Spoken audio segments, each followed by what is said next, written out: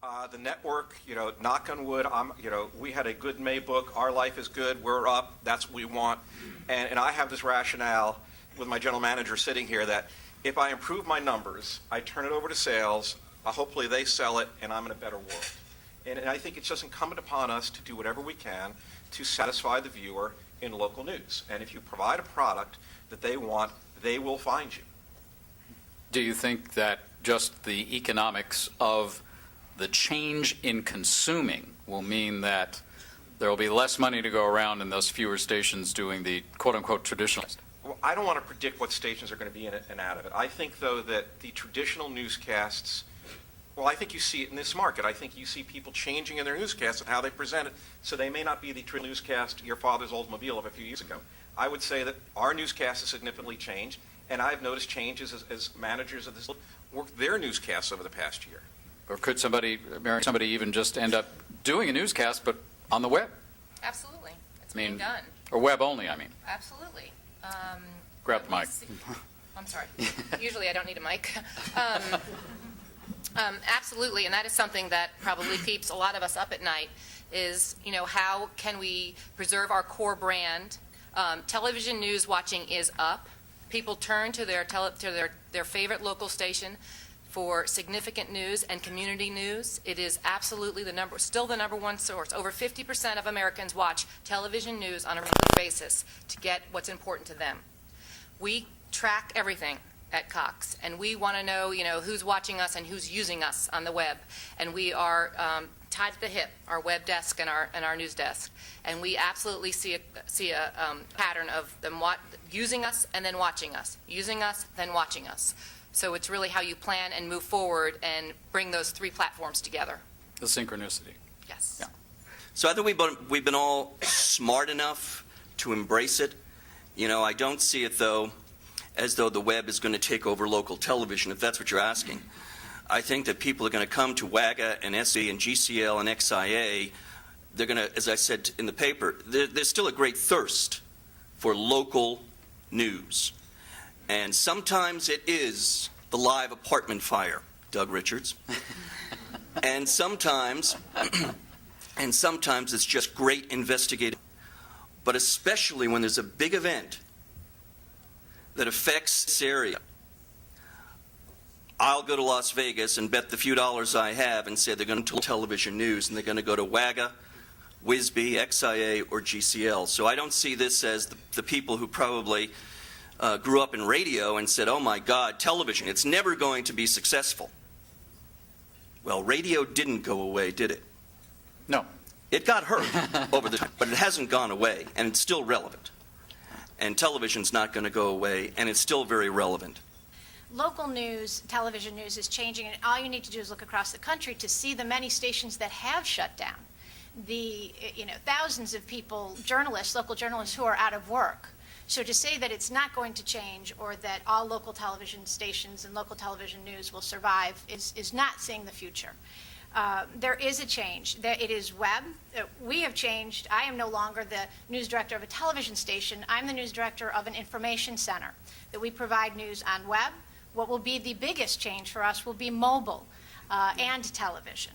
And to realize that content is king across all those platforms. Will there need to be a huge shift on how news is gathered? Absolutely. And that's not necessarily just the economics of it. It is the change in technology.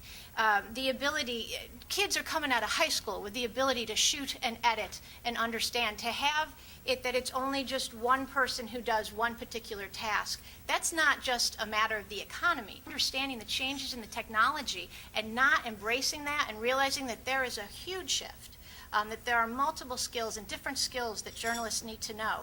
As long as it's based on the content, as long as that we still embrace the great writers, the people who can gather, the people who can investigate and build around them.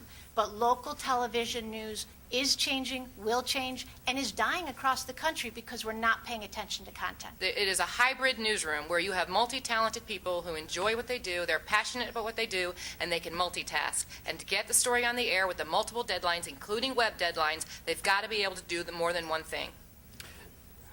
I think you'll always have principal anchor people in local television news, because, first of all, they're great journalists. Secondly, they establish a relationship with this local Metro Atlanta viewership. And I had a good friend of mine who's a talent coach, and she said to me, "You know something, Smarty? If everybody could anchor a newscast in America, they would." It's a hard job. It's much harder than you would think.